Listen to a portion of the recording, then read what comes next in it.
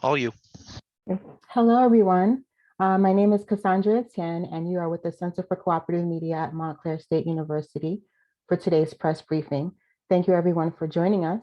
We're very pleased to welcome Renee Koubiadis of the New Jersey Citizen Action with us to talk about the end of the New Jersey eviction moratorium. This briefing is part of a series of events that we host at the center to try to provide better access to newsmakers for ethnic and community media across the state of New Jersey. It's one of the many programs that the center runs as part of the New Jersey News Commons project. We work with more than 300 media partners statewide, including many ethnic and community media outlets. I'll turn it over briefly now to Joe Amditis for a few housekeeping reminders about the event, as he helps to ensure that we have a smooth event this afternoon. Hello, everybody. As you saw, my name is Joe Amditis, and we are recording this session. If at any point we need to stop, you let us know. But other than that, the whole session is on the record. You'll be provided with a recording of this session as soon as it's done processing in Zoom. Afterwards, I'll email it to everybody who registered. As Oni said, and Cassandra had mentioned before we get started, I'm going to explain just the basics here. You can drop questions in the chat.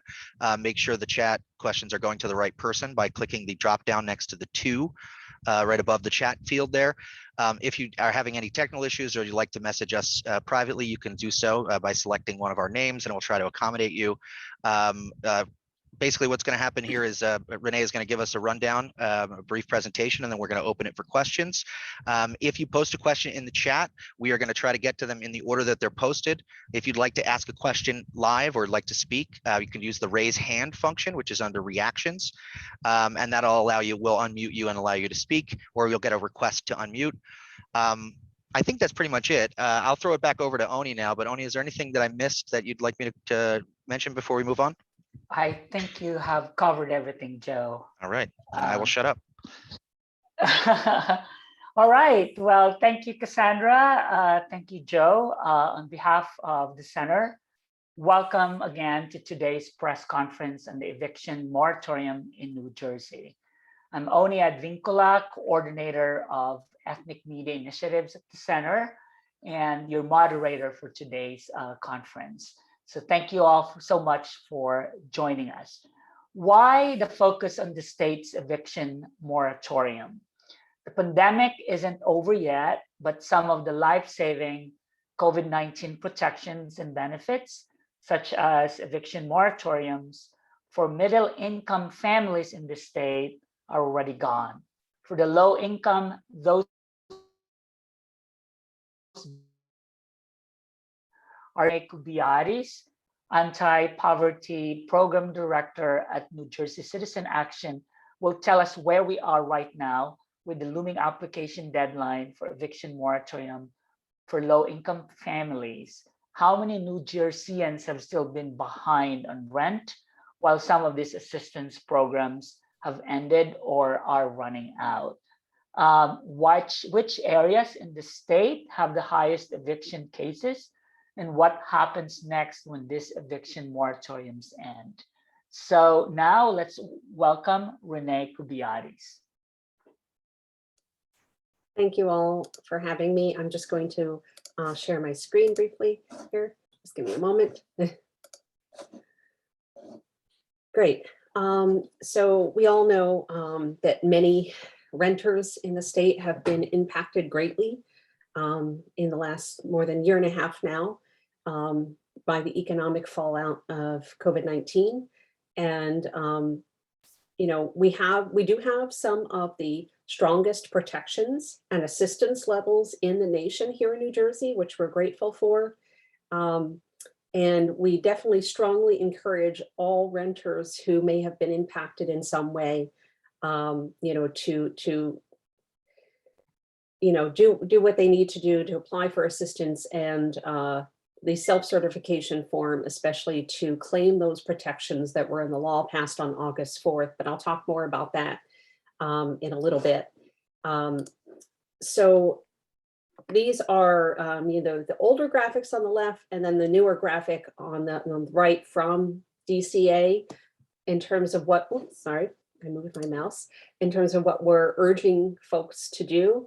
Obviously, we have a deadline coming up on December 15th, next week, for everyone to apply for the emergency rental assistance and eviction prevention monies that have been out there. So that's really that $1.2 billion in total that have been allocated by the federal government and the state towards any of these programs in the last year and a half will be running out, right? We do have certainly counties and municipalities that have received assistance, and some of them still have funding. So we certainly encourage folks to apply for any of those programs, but certainly to get in under the deadline by next week for the DCA or state level eviction or emergency rental assistance, I should say, right? With regards to the other programs at the county or municipal level, a renter could apply at any level for any of these programs and get assistance from multiple programs. They just could not get assistance for the same months from more than one program, like the DCA programs or a county or municipal emergency rental assistance program, right? So if they owed, say, 8 months in rent, they could get 4 months from the state and 4 months from a local or county program. They just couldn't claim or receive money for the same months from more than one program. So we know that there are 180,000 households who have applied for assistance, probably a little bit more than that because of this push in the last week or so. And about 15,000 or so who applied for that self-certification and claimed those rights under the law that was signed on August 4th. So that's a huge disconnect still. But there are 6 organizations that have been identified by DCA last month to provide assistance and outreach to make sure that more renters are applying by this deadline on December 15th for the rental assistance, but certainly also filling out that self-certification and getting the assistance to do so. If they have a language barrier, if they have technical issues where they're trying to use a smartphone and it's hard to get all the information in one place, or you have a connection timeout, all of those kinds of issues when people don't have adequate technology to complete these forms. And we also know that there are about 55,000, evictions filed currently in the state as well. So even, with that lower number, not the 180,000 households have applied for the assistance at the state level, there's a huge disconnect with only about 15,000 people filling out the self-certification form, right? So the emergency rental assistance and the self-certification to claim certain eviction protections are certainly 2 separate things that were passed in the law signed on August 4th, but very, very much connected, right? So you can get up to 2 years, including forward-looking rent, if you are accepted in the lottery through the emergency rental assistance program at the state level. And so that certainly could have a protective factor when the eviction moratorium for households at 80% of AMI or the county area median income expire on December 31st later this month as well. What we're also seeing, before I go into all the details of the area median income and who qualifies for what right now, we're also seeing that many renters have been afraid potentially of future consequences if they actually do claim these protections by filling out the self-certification forms. Or I've been hearing for months also from renters that I work with and know that, they feel like their landlord is a decent person and has tried in some ways to work with them during this extended period of time that we've all lived through. And even if the landlord is in that moment also threatening to evict them, they are afraid to assert their own rights and claim these eviction protections and get the assistance sometimes. And so we also have seen a number of people who have been illegally evicted been forced out in other ways, where a landlord might say, the unit is sold and the new owner wants to move in. There's no proof provided of that, but the tenant moves out because they feel bad. And I've worked with people, who are poor and homeless for almost 2 decades now, and see this all the time. And certainly as someone who grew up on welfare and in poverty in our state for most of my childhood, that we ingrain these ideas about ourselves from our larger society, about our own worth. And so I also see that in some renters that I've spoken with that, well, I'm just going to go quietly. I'm going to leave, and then they are homeless in these last several months or a year and a half, because they don't feel like they're worthy of staying, that somehow it's their fault, even though we're all in the midst of a pandemic. And it's not the fault of landlords or renters that all of this is happening, that they blame themselves in some ways still, because that the larger society blames them as poor people for being in the situations that they're in. And certainly we know there are many people of color who are renters in our state, majority, and certainly the majority in Essex or Newark as well. So let me move to the next slide and talk a little bit more about all this. So for the assistance, this is New Jersey Citizen Action's graphic for our outreach program right now that we're working with DCA on. So any renter is eligible for this assistance at the state level or county or municipal level, regardless of immigration status, right? And the protections were in place for people who were between 80 and 120% of the county area median income where they live until August 31st. Those protections expired. So they are eligible for eviction. And we have been hearing about cases moving forward in the courts in some of the counties, and evictions actually happening as of October, especially. So for folks who are below that 80% of county area median income, they are still protected from eviction until December 31st, so the end of the year.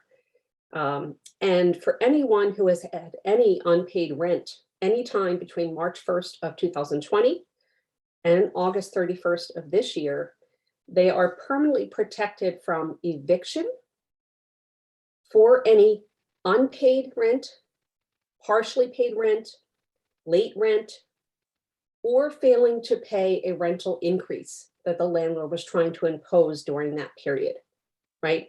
So they could never be taken through landlord-tenant court for any of that rent for that period. They are, the landlord is eligible still to collect that money through a special civil court in New Jersey and collect it as civil debt. So landlords may still do that, but for that period, a landlord could never, like next year, 5 years from now, ever claim that that renter didn't pay rent for this COVID period or paid rent late, and that they are using that as one of the reasons for eviction in eviction court in New Jersey, right? As I did mention also, that we know that Essex and certainly Newark have the highest number of eviction cases pending. At one point, they had about a third of all state cases for evictions. And I don't know the exact numbers right now, but I would imagine it's about the same, mainly because there is a very high percentage of renters in Essex and specifically in Newark in our state, and a large percentage of people of color. So we are still, certainly concerned that there may be a number of eviction filings early next year, starting in early January, when these protections go away for people below 80% of the area median income. But we are hopeful that with these efforts right now, with these 6 organizations working with DCA and others, we are getting more people to complete that self-certification form and assert those protections under the law for themselves from eviction for this period forever. But as I said earlier, we are certainly hearing from people that they are hesitant to claim those protections and assert their rights under the law because of various factors, whether they're an undocumented immigrant or others just afraid that at some point, somehow, them claiming these rights is going to come back and haunt them in the future and negatively impact them in some way. And so that's really a big concern. And I know DCA is recognizing that, and we're all working together to try and figure out how to still reach people and message and pivot the messaging along the way, as we've been doing and DCA has been doing, to make sure that we're reaching more and more people and helping them understand that these are their rights.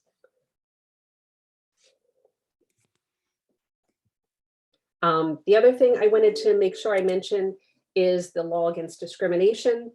Certainly in New Jersey, we have some of the strongest protections for renters around this, and certainly for source of income discrimination, right? So, getting a Section 8 voucher, a housing choice voucher, or a state rental assistance SRAP voucher, or even this current COVID emergency rental assistance funding, whether it's for 6 months or 2 years, if somebody gets selected in a lottery and gets that much assistance, that the landlord cannot legally refuse to accept that money, right? And I do want to point out that New Jersey Division of Civil Rights and the Attorney General's Office and DCA have been really great about making sure that landlords are notified of these rights for renters. And so when a tenant may complain either to DCR, Division of Civil Rights, or DCA, they have been very proactive in reaching out to landlords and letting them know that this is against the law. And from what I understand, the typical response from a landlord is that they said, okay, I'll accept the assistance then, because they don't necessarily understand up to that point that what they're doing is illegal, I think.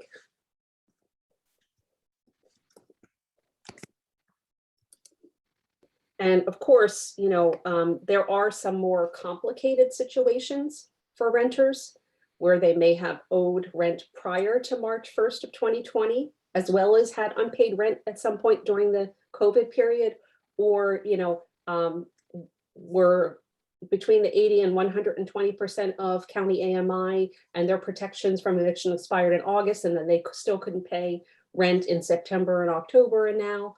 So there's a combination of funds from, the COVID period, as well as other periods before or after that are unpaid or late. And so their case is a little bit more complicated, or they have other issues going on. And certainly we encourage everyone. I mean, this is the information for Legal Services of New Jersey, but there are several others, Community Health Law Project, Volunteer Lawyers for Justice throughout the state, who are providing access to legal assistance to help people to really understand their rights. So we really encourage that as well.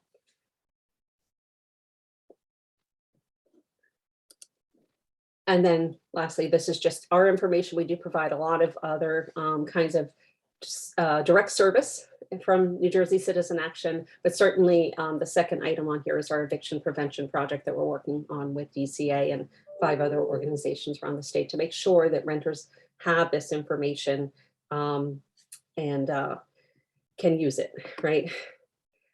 So let me just go back a little bit here.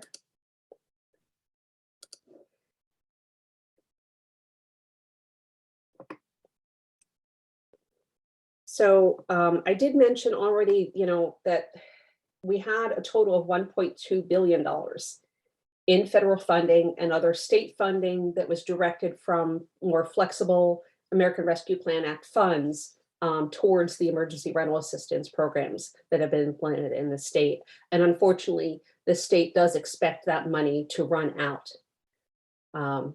probably very early next year. And that's why they have this deadline of next week, December 15th, for people to get their emergency rental assistance applications in.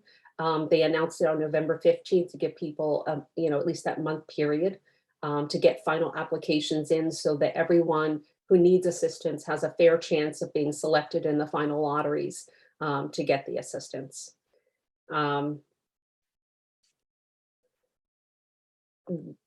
we talked about, the income source discrimination, and so we're seeing that dealt with to a certain extent.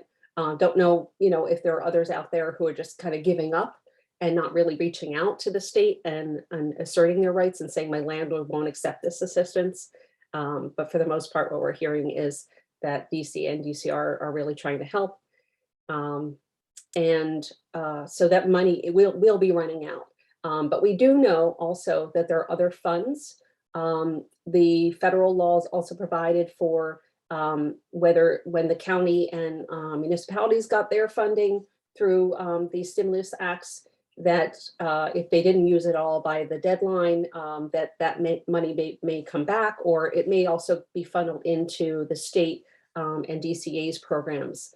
So I think certainly we're all hopeful that, in January, at least, that the state will be able to open up funding again with some additional funds. But we don't have that information for certain right now.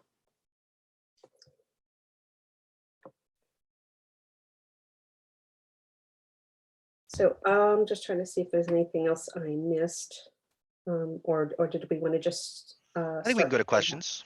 Yeah, Yeah. if you're ready. Yeah. So real quick, before we start, I'm going to bring Oni back up here, and I'm just going to remind everybody how this is going to work.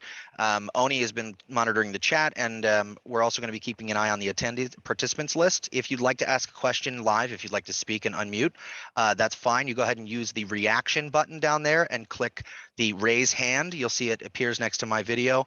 It'll happen for you as well, at which point Oni will call on you, and I will send you a request to unmute. Please only unmute once you get that request.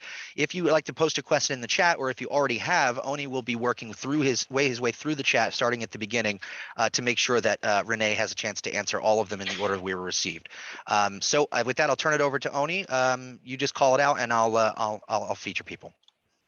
Thank you, Joe. Renee, before we open the floor for questions, could you expound more on that December 15? Because I know it is based on the area median income.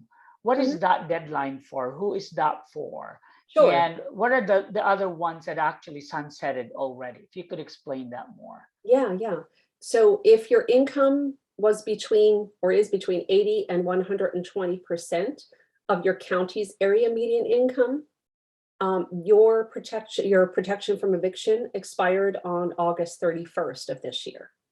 If you're below that 80% of your county's area median income, or AMI, you're still protected through the end of the year, the end of this month, December 31st. But those protections will be expiring then. Thank you. We have a few questions.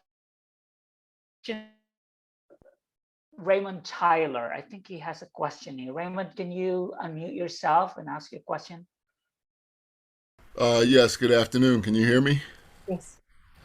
Yes, my question is, do you have an idea of how many children of renters will be impacted by this?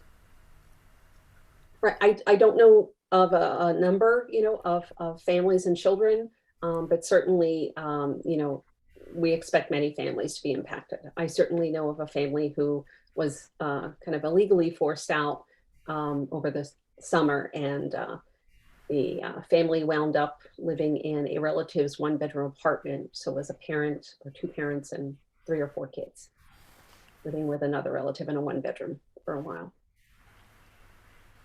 Oh, So okay. certainly a concern. Thank you.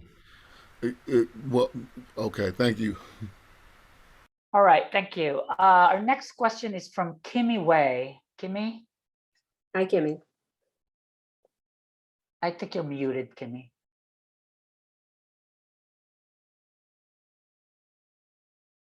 I think you're there. You go. Yeah, I'm having trouble talking, but Oni, could you read my questions, please? Sure. Sorry about that. Okay, thanks. Kimmy's question is, might the application for rental assistance be extended? That's one of her questions. Right. And the second one, what are the dates protection is offered March 2020 through? Okay, just to repeat the dates again? So you're permanently protected from eviction from March 1st of 2020 through August 31st of 2021, right? And in terms of the extension of the December 15th deadline for the emergency rental assistance applications, that will not be extended. But as I mentioned earlier, there is the possibility of other funds that the state may be able to have in the next few weeks or so. And so we are hopeful that additional funds will be made available and they can reopen that application portal early next year. Thank you. Our next question is from Alexander Slavish from Novigenic. Ola, please. Do you want to bring them up or do you want to read their question? I think if they want to talk live, I told them to raise their hand. So we can either just read their question. Yeah, I can read my question. So one of my questions was, what are the 6 organizations that are helping tenants file for the assistance? Right, it's New Jersey Citizen Action, Housing and Community Development Network of New Jersey, La Casa de Don Pedro in Newark, Garden State Home, CARC, and I always forget what CARC stands for. How do you spell that? C-A-R-C. I apologize. I don't have the list in front of me, but they're both mainly based out of Monmouth and Ocean counties, and they are one of the organizations covering several counties. So they're covering Monmouth, Ocean, Middlesex, and Atlantic counties, I believe. And UCC, which is also, I believe, in Essex County. Am I forgetting anybody? Was it 5 or 6? And can they also help tenants that are not within their territory? Like if it's like UCC helps Essex County tenants, can somebody from like, I don't know, the Trenton area reach out to them, or are they? Sure. I would say for the organizations that are more statewide, like the Housing Community Development Network of New Jersey and New Jersey Citizen Action, we are definitely statewide, although we are prioritizing certain counties, especially for this December 15th deadline right now, in terms of our outreach. Mm-hmm. Thank you. And can I ask another question? Sure. On my list. So you mentioned civil debt. If a tenant hasn't paid for a couple of months of rent, and they're taken to the civil court, and that unpaid rent becomes a civil debt. What does that mean? Who pays for that? So the renter is still responsible for the debt, right? But they could never be evicted for that unpaid amount, right? So that's why it's no longer going through landlord-tenant court for that COVID period, that covered period. It would have to go through the Supreme Court special civil part, which is where consumer debt is heard, those cases, right? Mm-hmm. Got it. So this is for the period, like the pandemic period, right? For like old outstanding rent, they cannot be evicted, but they still, if they are taken to civil court, they may still be liable for paying the outstanding rent. Okay. Right. Certainly the hope is with all this funding out there with the state, the counties, and the municipalities, that folks will get the assistance they need before these programs close out, and they will at least get some of the debt that they owe paid off before, because folks who were cobbling together 2 or 3 part-time jobs, had a full-time job, whatever their situation was, and lost at least some level of income or all of it for a period of time, they're never recovering that funding, that the income they've lost, right? So it's very difficult for them to then try to, especially when we know that almost 2 out of 5 people in our state were already living paycheck to paycheck and not meeting all basic needs all the time throughout the year before the pandemic, right? So it'd be very difficult for them to ever even try to find that missing money to pay this back, right? So this assistance is very critical. All right. Clive Bell has a question. Please ask your questions, Clive Bell. Hi. Sure. You said that the renter can apply to the state and also to the municipal level. The application for apply is all in both level is for December 15. They have to apply before December 15. Right. It is only the state programs that are closing their application portal on December 15th. So do you know about Municipalities and counties may be on different timelines. Some may have already spent all of their money this year. Some may still have a lot of money to expend. And so they may be keeping their applications open for a little while longer. Right. So the renter has to check out in his municipality if they have money or not. Yes, yes, you would just so check with your municipality or county, and there should be like a website available as well to find that information. Is any limited how much they can get? Because I guess, for example, one renter maybe on $5,000, but other on $10,000. Is any limit that they can get? How much they can get? Yeah, so I think it would depend on the municipal or county level program if they've set limits. But as I said, for the state level program, they can get up to 2 years forward-looking rent as well to help pay if they're still struggling to meet their monthly rent. So you say also that the people, undocumented people can apply. So in this case, they need any special document, maybe the document from the kids, if the kids are citizen or they don't need anything? Yeah, so unlike other programs like, TANF or, those kinds of programs where only the children are eligible if they're have documented status, right? And the parents don't have documented status, right? That's not the case here. Regardless of the documented status or the immigration status, I should say, of any of the household members, they should be able to apply for assistance. So what can I do, people, for example, who rent a room? Do you know many people in the undocumented community now, not only undocumented, many people, they don't rent an apartment, they rent a room and somebody who had the lease for the apartment. But these people maybe don't have money, I have to pay the room, but he don't have any lease. What can they do? They have any option to get help? Yeah.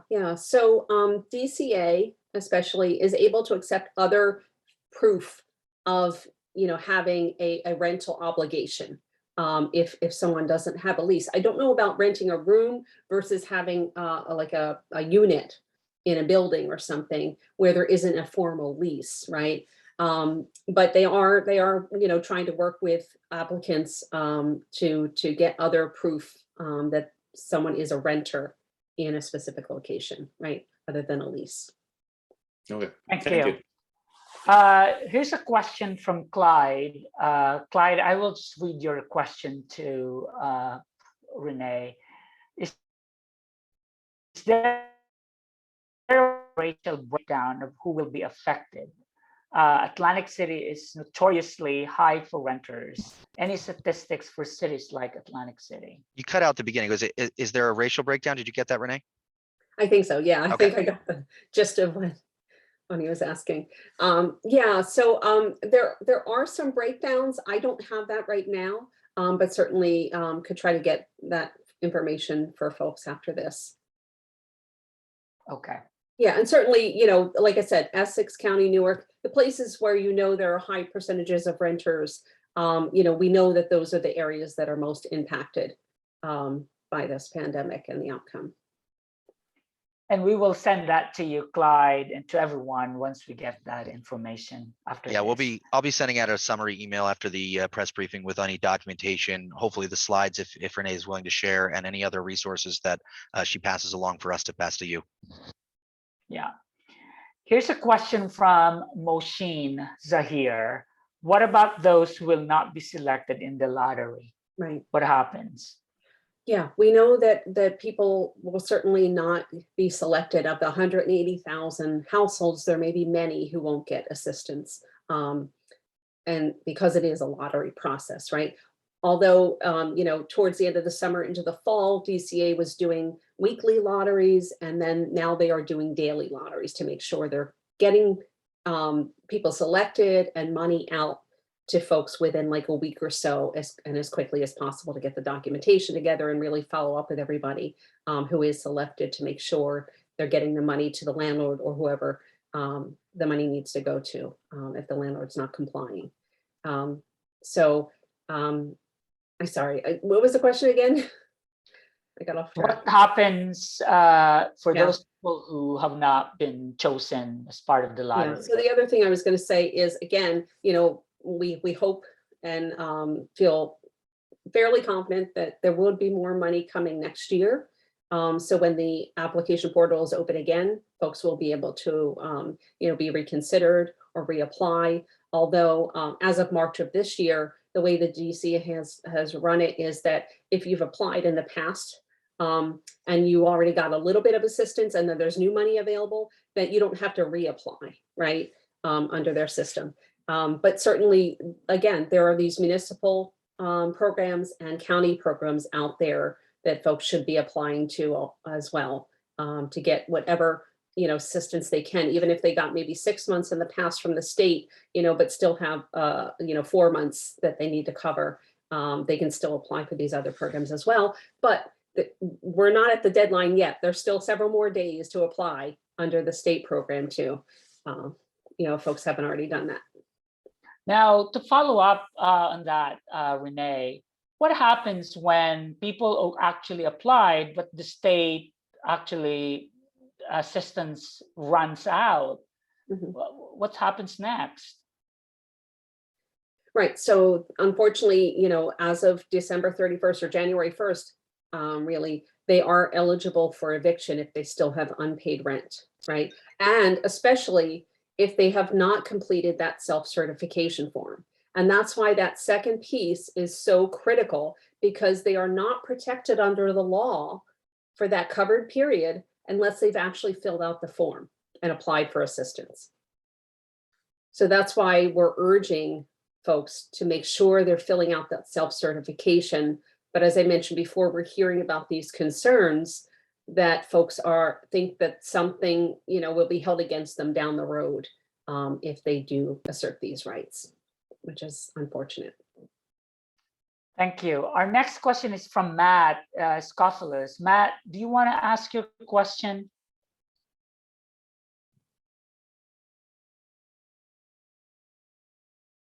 Matt? Yep. Here we go. Sorry, mic issues. Hi, everybody. I just had a couple of questions. Is there anywhere where you've got countywide breakdown of the evictions impact? Do we know if there's specific people on the line here in Camden County? And then I was curious to find out, when we're looking at how these people are applying for the assistance and they're getting this protection, what's the recourse for landlords? Because we've also heard, not to side with the institutions, as it were, but we've heard from plenty of landlords who say, like, hey, this is part of my income, this is part of my property. How do we communicate to them that this is a way that they get paid as well? Right, and I think that's happening with all the housing advocates and the renter advocates who are pushing this legislation earlier this year that was adopted in August or signed into law. The New Jersey Apartment Association was right there along with us, representing especially the larger landlords. And they've done a really great job at providing trainings as soon as the law was signed in August, and doing regular activities to make sure that landlords know that this money is available. And landlords can apply for the emergency rental assistance program if the tenant does not on their behalf.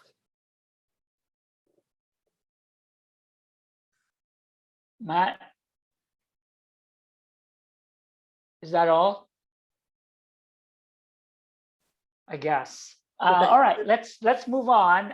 We have a question from Mohsin Zahir. Mohsin, you have actually 3 questions here. So I'd like to ask you if you could unmute yourself and ask it yourself. I think Matt's saying he Yes. lost audio. Can you explain what is a self-certification form? Self-certification form, what is that?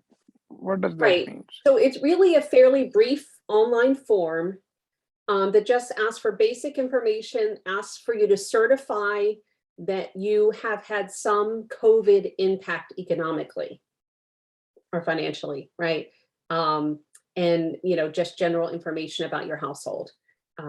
And then if you are selected in the emergency rental assistance lottery, then you should provide more documentation for your household in order to receive that assistance. But it's really pretty minimal to assert your rights. Thank you. Mm-hmm. We have follow-up questions from Clyde, actually a series of questions. So Clyde, I will ask you if you could unmute yourself and ask those questions.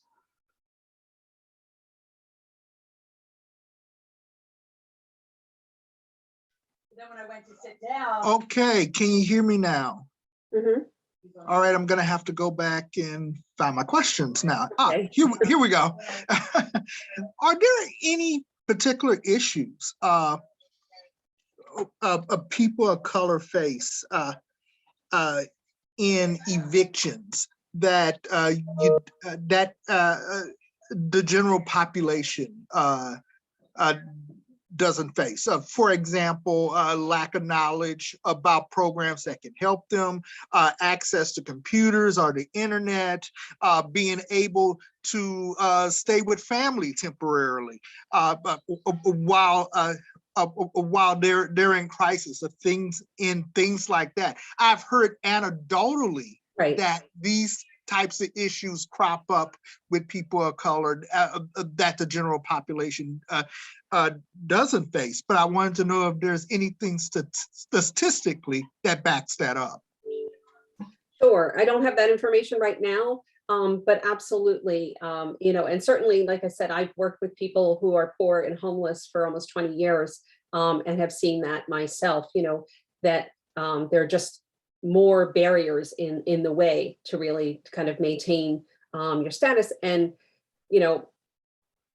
as I said before, these are also the same people who have been told that they're not worthy, they're not deserving, right, of certain things in our society their whole lives sometimes. And so they may also ingrain those messages themselves and not seek out information, as you're saying, or have access to the information, that they need. And certainly we've seen, misinformation at the community level, and certainly in undocumented, communities, or immigrant communities, I should say, where there's misinformation about what these rights are under the new law that was passed in August.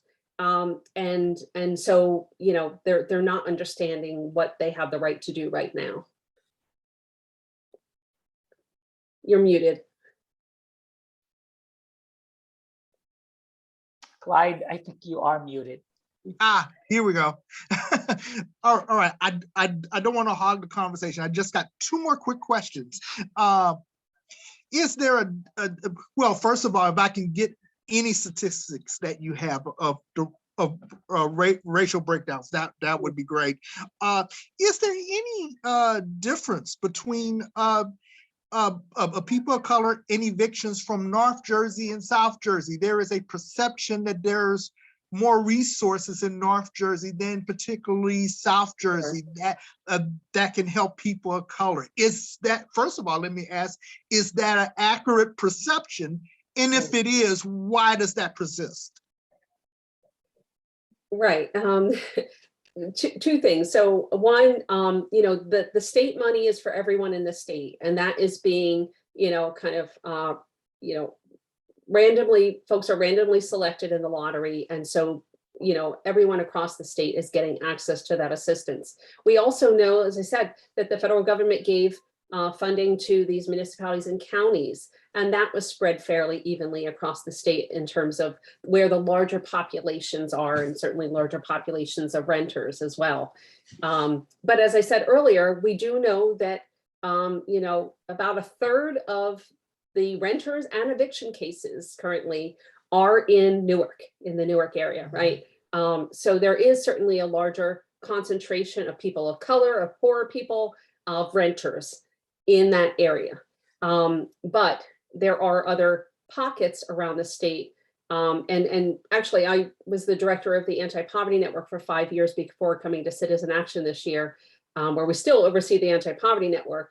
But we did a report a few years ago called The Cost of Poverty, where we focused on smaller municipalities across the state, not the Camdens and Newarks of the state that people usually think about when they think about renters and poverty and all of that. And we showed that in all 21 counties, there are these pockets of concentration of poverty, concentrations of people of color, and low-income people in general, right? And so we really pushed concentrated poverty into certain areas in every county of our state. Thank you. And one last question. We brought up landlords, and landlords are hurting in this too. Right. Again, is there a breakdown or any insight on how minority are landlords of people of color affected differently than the regular population? Sure, absolutely. A lot of times when landlords of color have property, they're smaller units, right? They're not, 30 units or something like that, right? And we also know that many people of color have used the ownership of like a 2-unit building or a 3-unit building as a way to be a homeowner themselves, right? So you will find more people of color and low-income people using that as a route to home ownership for themselves by being a landlord to 1 or 2 other households as well. So certainly, yeah, there's an impact there. I believe the question from Maria Carmen Amado is related to that. Does the law offer financial assistance to landlords also? Right, so there was a small landlord emergency rental assistance program that was open last year. And the funding for that has closed and been, diverted, or not diverted, but can't think of the word. So the funds are gone. But like I said, landlords are also benefiting from this emergency rental assistance just as the renters are, right? And so if a landlord feels like they are not getting, the cooperation of the tenant, they can apply on behalf of the tenant.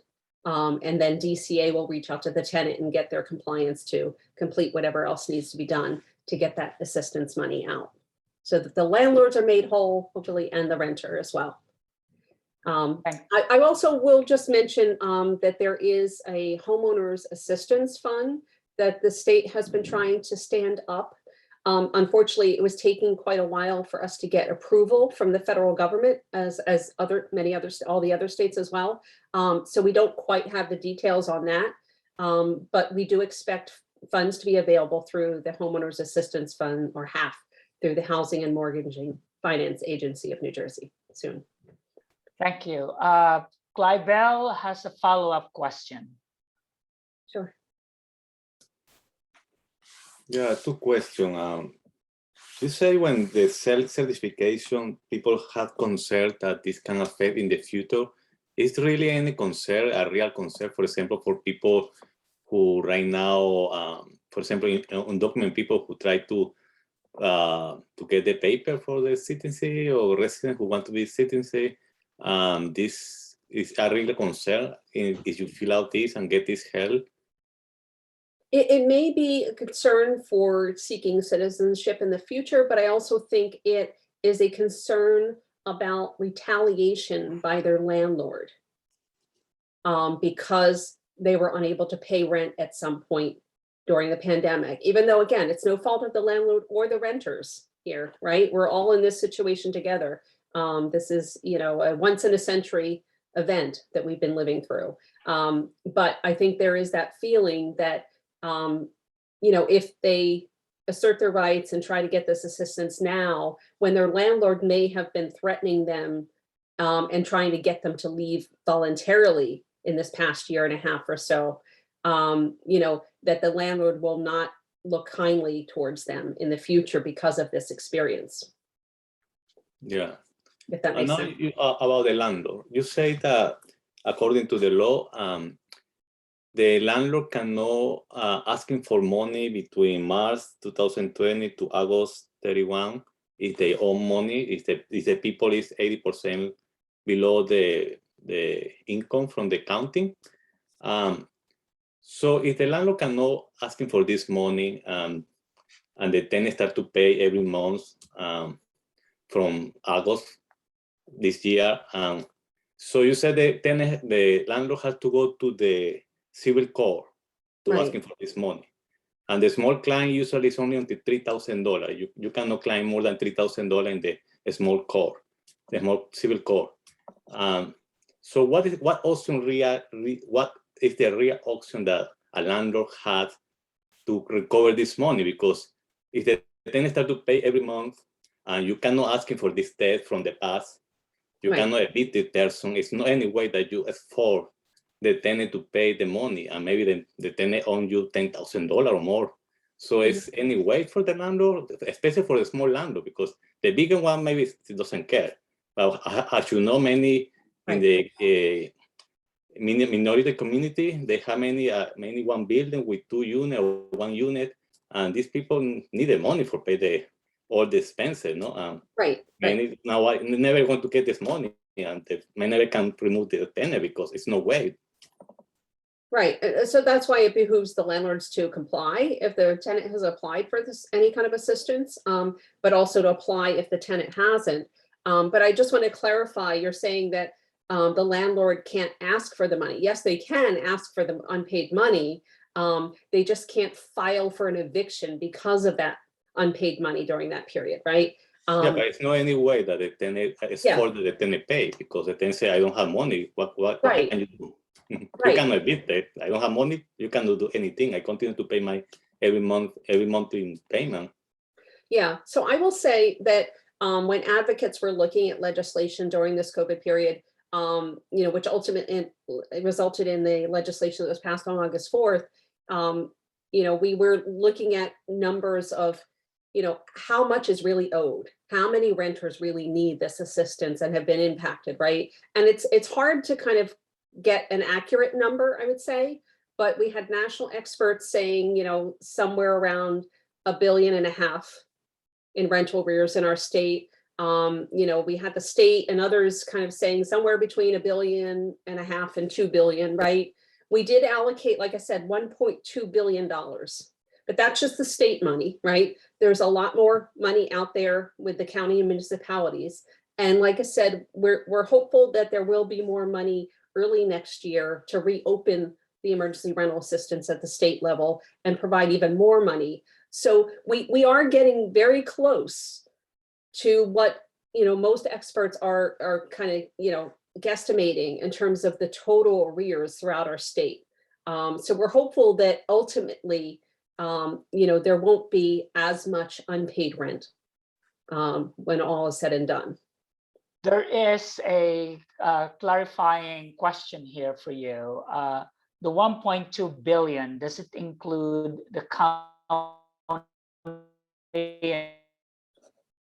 Or that's Oni, hold on. just the Repeat state that, fund? Oni. Repeat that, Oni. You cut out again. The $1.2 billion, does it include the county and municipality funds? Or Right, it does just not. the state funds? Yes, it is just the state funds that I'm talking about there.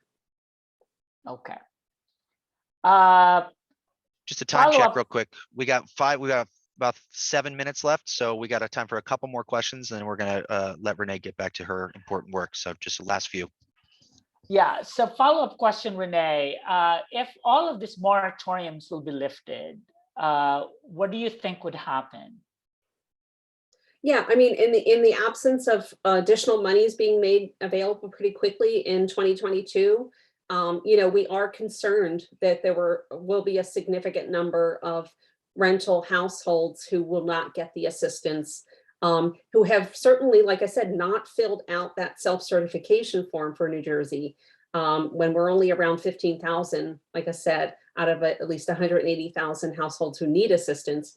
That's a big gap. we need to make sure that people are definitely filling out that self-certification form to protect themselves permanently during that covered period from eviction for that covered period. They are not automatically covered under the law unless they fill out that self-certification.